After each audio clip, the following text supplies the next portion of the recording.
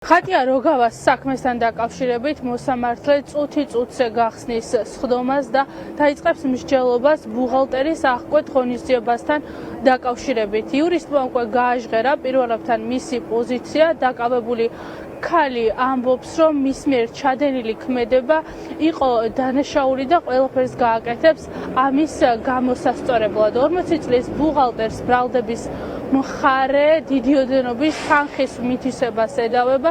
პროკურატურა განმარტავს, რომ სკოლის ბუღალტერს წლების განმავლობაში წვდომა ჰქონდა სკოლის ინტერნეტ ბანკთან და სისტემატიურად სხვადასხვა პერიოდში მის პირად ანგარიშზე რიცხავდა თანხას, როგორც ხელფასი და როგორც ხელფასის ავანსი. მთელი ამ პერიოდის განმავლობაში ბრალდების მხარის განმარტებით მითვისებულია 2 მილიონ ლარზე მეტი და ბრალდება ასევე განმარტავს, რომ ეს თანხის ნაწილი ბრალდებულმა აზარტულ თამაშებზე გადარიცხა და წააგო, თუმცა ამასთან დაკავშირებით იურისტი კომენტარს არ აკეთებს და ამბობს, რომ დასვის ქვეშ მყოფთან გაივლის დამატებით დეტალებს და მხოლოდ ამის შემდეგ ისაუბრებს ამ დეტალებთან დაკავშირებით. ახლა ყველა ელოდება რა გადაწყვეტილებას მიიღებს მოსამართლე და ასევე საინტერესოა რა სიტყვის თავად დაკავებული 40 წლის სკოლის ბუღალტერი სხდომათა დარბაზში.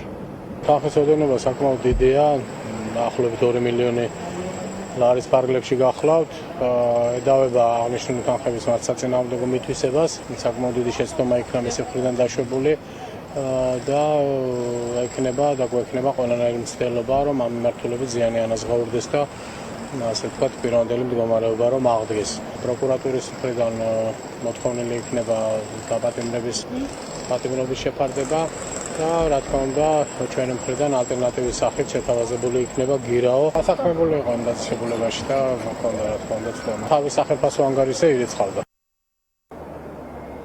მრავალწლიანი სტაჟის მქონე ბუღალტერს ბრალის დამტკიცების შემთხვევაში 7-დან 9 წლამდე პატიმრობა ემუქრება. იურისტებისთვის ცნობილია უკვე ბრალდების მხარის პოზიცია. პროკურატურა დღეს მოითხოვს, რომ მოსამართლემ დაკავებული ქალი წინასწარ პატიმრობაში გაუშვას. ახლა ყველა ელოდება სხდომის გახსნას და იმას, თუ რა გადაწყვეტილებას მიიღებს მოსამართლე და რა სიტყვის ბრალთან დაკავშირებით სხდომათა დარბაზში თავად ბრალდებული ქალი.